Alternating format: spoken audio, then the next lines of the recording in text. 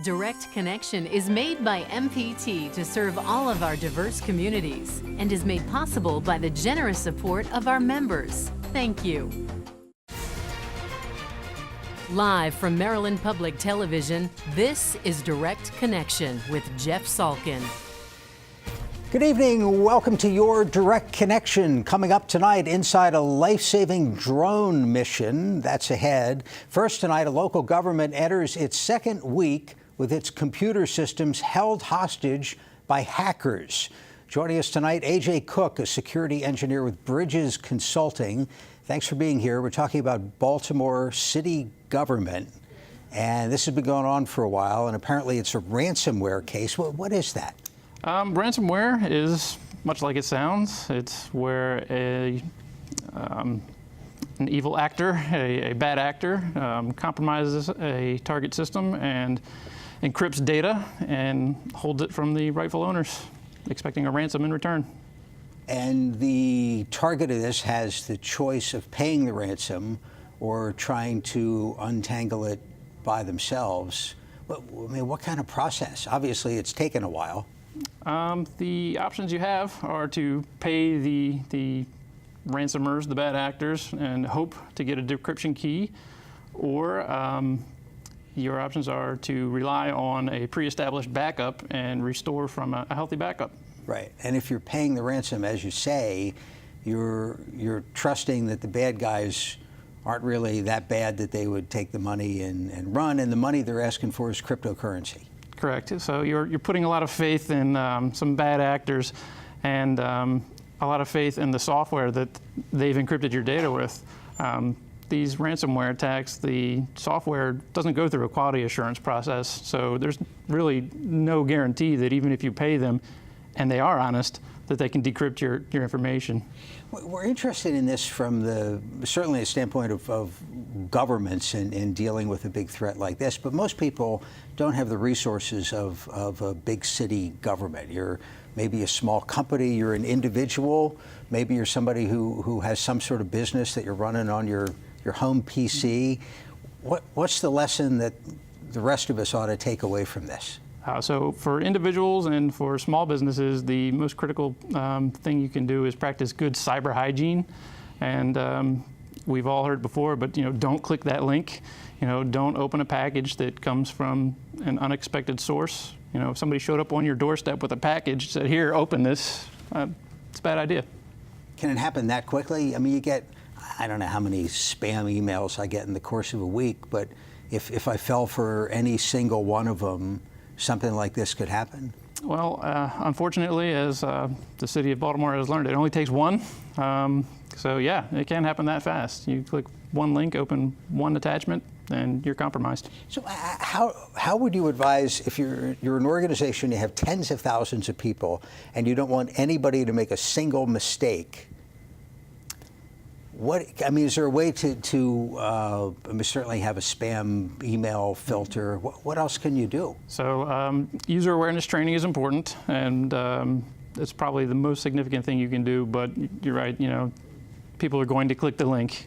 So a strong filtering system in email is important, and segmenting your networks so that software can't propagate from one system to another and move around your networks.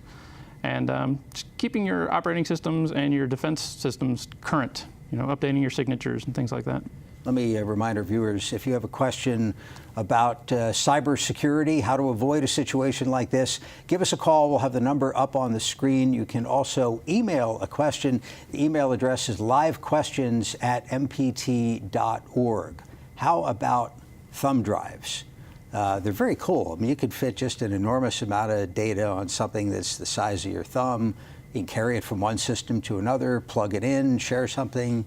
Any risk there? There's an incredible amount of risk there. And as a bad guy, as a penetration tester, we love thumb drives. We'll scatter them in a parking lot and, hey, pick it up and look at Jeff's payroll data, who doesn't want to see it? So you actually do that? Huh? I mean, do you label it or something like, this thumb drive Absolutely. has great stuff on it? Right. Look at, AJ's vacation pictures. So you pick it up and you can plug it in without any interaction. We can, run malicious code. the clients of your company and other providers like that, they're obviously paying a lot of money because they're worried about this. They're trying to prevent something catastrophic from happening. If something catastrophic does happen, like in Baltimore City now, what do you do? You contact the same managed security providers and help them, let them help you clean it up. In the city's circumstance, I'd say that an ounce of prevention is worth a pound of cure. You know, we've all heard that, but if you have the appropriate posture set up, you know, have the appropriate security professionals architect your network, you could save money in the long run. Here's an email question, and there's no attachments. There's nothing for me to click on. This is from Roger. Why doesn't Baltimore create its own intranet that is disconnected from the internet? As I don't work for the city, and I have not had any involvement in the architecture of their networks, but I'd have to believe that their critical networks are air-gapped from internet-facing networks, and that's why. Air-gap meaning there's... I'm sorry. Yeah, there's a physical separation between those networks so that this malware doesn't spread into their critical networks. So your 911 systems are still operating. You know, your critical infrastructure is still operating, while your internet-facing systems are having the problems right now. Because, you know, by definition, they deal with the public, so yeah. They've got to be connected to something. You were talking about isolating problems, like, I guess, not having everything connected. Correct. To one server or potentially the cloud. So, I mean, in architecture, you isolate things that need to talk to one another and things that don't. The city's payroll data does not need to be exposed to the internet. The city's email system does need to be exposed to the internet. Well, what's the level of awareness in terms of clients in general, clients of cybersecurity firms, about the risk here? Are people as worried as they ought to be? Well, I think it varies from industry to industry, but yeah, I think that the awareness is, just pretty well up there. I think people know that there is a threat, and I think they engage services appropriately to defend against it. All right, email question from Peter. How do you prevent connected backup data from ransomware? What would connected backup data be? Okay, so it depends on how your backups are being performed. If you're taking snapshots of your data, in an instance like this, you want to roll back to a period before your networks became infected. And I think Peter's question is, how do you prevent your backups from becoming infected? And the simple explanation I give is to make sure that those backups are maintained completely offline, make sure they're taken and they're moved offline, because there have been ransomware attacks that have targeted backup systems. You know, in TV, we do a lot of things digitally now, and I sort of like physical media. For working on a project, to have a stack of discs somewhere, and obviously they're just static. They're sitting there. They're not connected to anything. Are people still using physical backups? I mean, so much has moved to the cloud. Mm-hmm. Is anybody burning something to a DVD anymore? Absolutely. There are physical storage providers out there. I mean, you can outsource your backup to a backup provider and let them worry about the physical storage solutions. This thing was described as a Robin Hood ransomware attack. Does that mean something? Robin Hood is the name that was given to this particular variant of ransomware. It's just another one in the list of ransomwares out there. Robin Hood is also used in a recent attack in Greenville, North Carolina. So they've dealt with a similar variant of ransomware. Prior to that, we had Atlanta with the Sam ransomware, and there's a bunch. Pick your flavor. Somebody's home computer, if this were to happen, is it the blue screen of death or something like that comes up with a message from the bad guys? It would be very similar to that. And at that point, they've got you. You can't, run over it, unplug it real fast. That's not going to help. It depends on the variant of ransomware. The majority of the software is going to, once you've seen that screen, you're compromised. Depending on the variant of ransomware, there are open source solutions that can help an individual decrypt their own. Or in the Robinhood instance, they haven't found a vulnerability in it yet. So, Mac versus PC or other platforms, does it make any difference in terms of vulnerability? In terms of vulnerability, I would say not so much, but in terms of the attack surface, that from a adversary's perspective, Windows is a commonly used enterprise platform, so I'm going to target Windows systems as opposed to a Mac system. It's just a richer target. Yep. Yeah. Phone call from Harford County. This is Joan. Joan, thanks for the call. Go ahead. Does a VPN protect against anything? Great question. Thanks very much. We should explain what a VPN is. So a VPN is a virtual private network, and that basically encapsulates your network traffic from your endpoint device to another endpoint device, and your traffic goes through this tunnel out to the internet. So it appears that you're coming from another place, and it does encrypt your data point to point. But as far as clicking a attachment, it's still going to make it through your VPN. Just going to kind of mask your identity. Lastly, I'm afraid we've scared so many people with talk of all the horrible things that can happen to your computer. Let's talk about good cyber hygiene before we go. Mm-hmm. What should we do? What shouldn't we do? Okay, so good cyber hygiene. Like I said, don't click the link. Don't click the link. Don't click the link. Don't click any unexpected attachments. And make sure that your antivirus or your intrusion detection systems are updated. Make sure that your operating systems are updated. And you should be in pretty good shape as an end user with just those mitigations. Very good. We appreciate the time. A.J. Cook of Bridges Consulting, thanks so much. Thank you, Jeff. Coming up, our health segment and the importance of a recent transplant delivery. It was conducted by drone. That's next as Direct Connection continues. Got an unused vehicle going nowhere? Donate it to the one place that can take you any place. Visit mpt.org/vehicles and support the programs you love on MPT. The MPT app puts our programs right at your fingertips, so you can choose when to watch, what to watch, wherever you want to watch it. Download it now. I grew up in a small American farming town. Didn't have a lot. I lived with 7 siblings in a single wide trailer. I just felt like, why couldn't life be better for me? I remember to this day, I turned on the TV and saw Les Mis on great performances. The music was so powerful. I believed that I can do that. It truly inspired me. Today I have a full-time career, but I also have a dream, to sing in a prestigious opera company. It takes work, time, dedication. Sharing my love for music with people gives me joy. PBS helped me think anything's possible. Now I really know what I want in life, and that's singing. PBS gave me the confidence to take a chance on myself. This is a box that showed you a world beyond your own. It was just a box, but the world has changed, and so have we. And now the box can be almost any size or shape. And you decide what you want to explore. Anytime, any place. Break out of the box with PBS.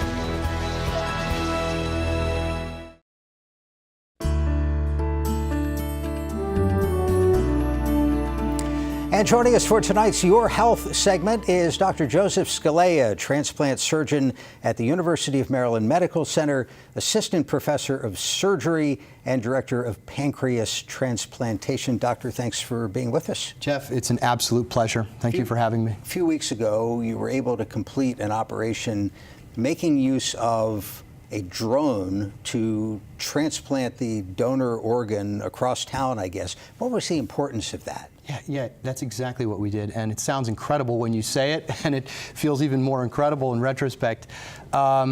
We used a drone to move an organ 3 miles from our local organ bank, the Living Legacy Foundation, to the University of Maryland's shock trauma helipad, where it was then recovered by myself and the team, and we then brought that downstairs to the operating room where we successfully transplanted it into one of our patients. We're looking at a picture of the drone. It does not look like the kind that you got at Toys R Us while they were still in business. Yeah, no, that's exactly right. That is a custom-built drone. It took us over a year to identify the critical elements of that drone, to figure out exactly how to put that together and make it work within both regulatory and the medical framework to get this trip successfully done.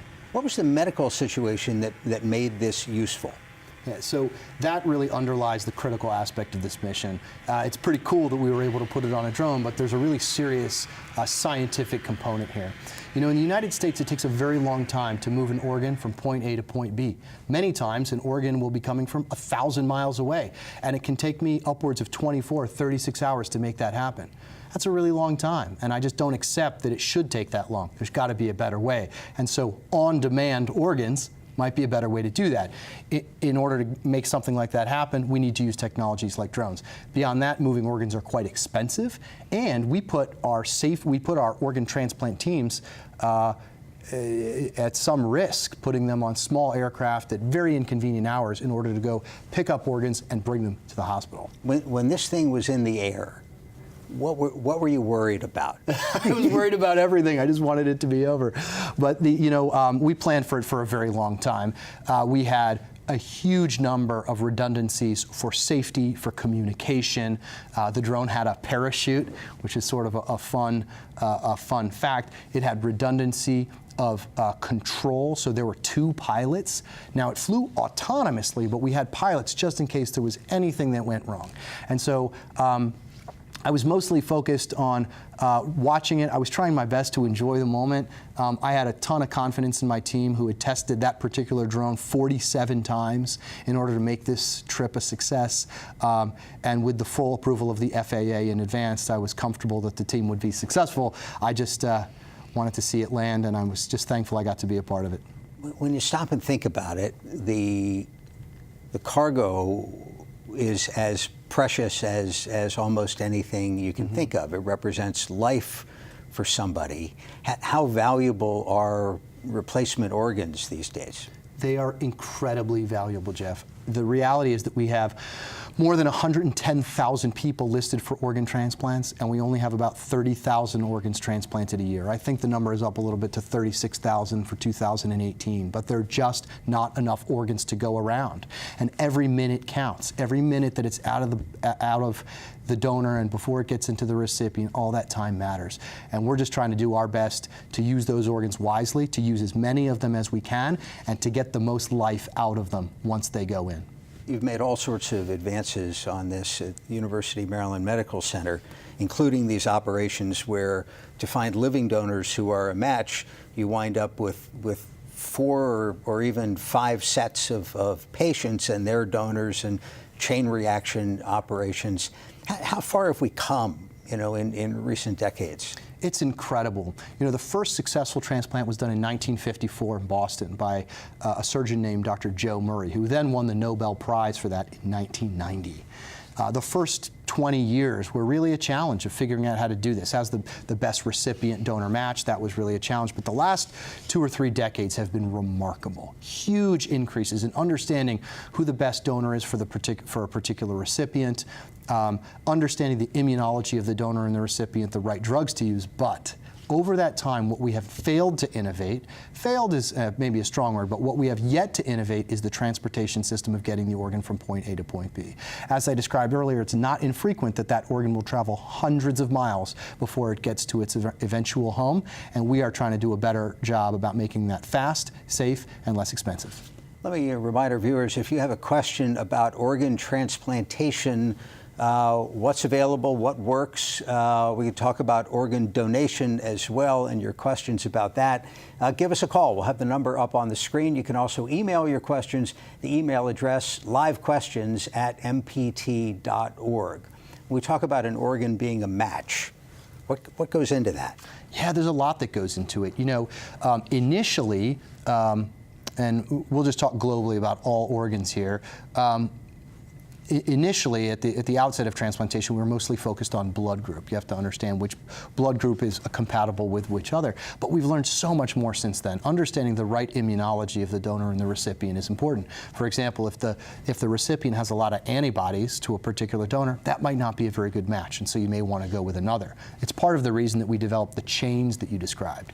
Just because a loved one may want to donate to a brother, a sister, a cousin, they may not be able to on account of immunology or blood group. And now we can get around that by matching a better donor with a recipient through an exchange. You told me you did a kidney transplant just this morning. Yeah, this morning. Routine. How many do you do in the course of a year?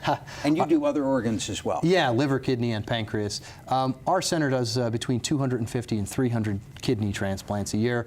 We do more than 40 pancreas transplants a year, which is usually done with a kidney, and we do 120 to 180 liver transplants a year. So we're quite busy, but there's really nothing more gratifying than spending all that time and hard work finding the right donor for a recipient and then giving them a whole bunch of life as a result. The difference between a living donor and a deceased donor, when does either case work? Well, we'll focus on kidneys because that's the situation where we are most commonly doing a living donor, although it can absolutely be done for liver as well. But the kidney transplant is the most commonly performed solid organ, and it's the most common for the use of a living donor. The good Lord gives us two of them, for one thing. Because he loves transplant surgeons and transplant surgery. So the living donation procedure is a wonderful choice for patients. It allows a loved one to help their respective ill loved one. It allows you to get transplanted very quickly with a high quality organ that will last a good bit longer than an organ from a deceased donor. The reason is less time in the cooler. There's very little time in between the explant and the implant, and we only would ever use very healthy donors as kidney donors. We don't always get that option when we're using a deceased donor. Right. We have to use every organ that we can to try to get everybody transplanted. Phone call from Baltimore County. This is John. John, thank you for the call. Go ahead. Thank you. I'm very interested in this because I have had 3 rounds of chemotherapy, 2 stem cell transplants, and I've always assumed that I was not eligible to be a donor in any capacity, even though I have organ donation on my driver's license. So I'd like to know if there's any more specific information to guide what donors are eligible for what donations. John, that's a great question. We appreciate the phone call. Best of luck to you. Yeah, John brings up a great point. Who can donate and who can? It really depends on if you're talking about living donation or deceased donation. If somebody has a series of medical problems that may put them at risk for any problem with their kidneys down the line, we may think twice about doing that as a living donor. Now, as a deceased donor, I think it's wise to sign your donor card because that just gives us an opportunity to more thoroughly assess that patient at the time they may be able to donate.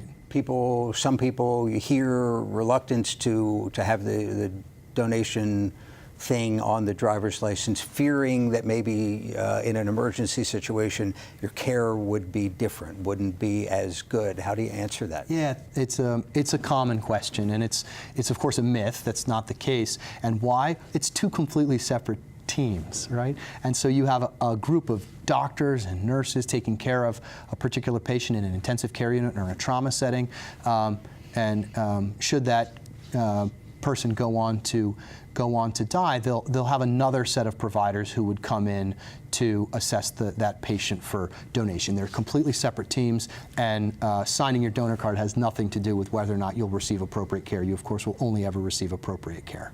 Call from Baltimore City, Dorothy. Dorothy, thank you for calling. Go ahead.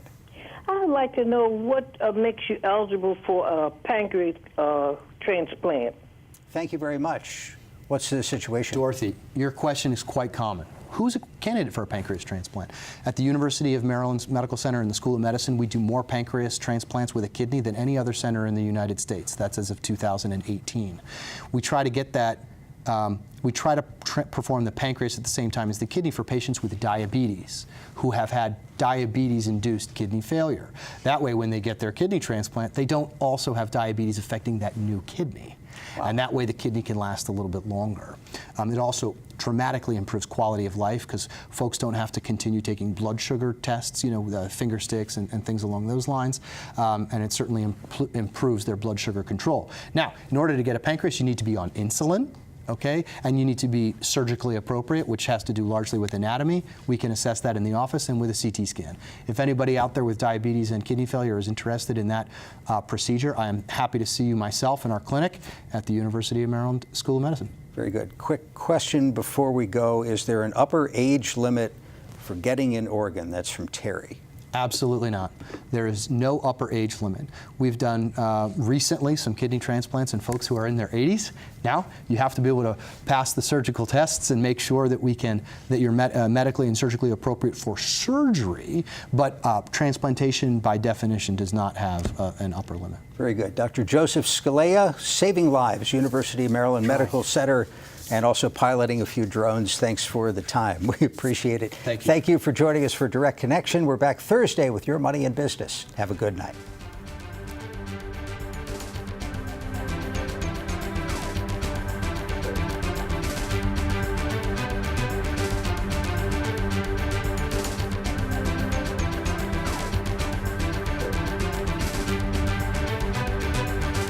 Your Health segments are a co-production of Maryland Public Television and the University of Maryland Medical System. This program was made by MPT to serve all of our diverse communities.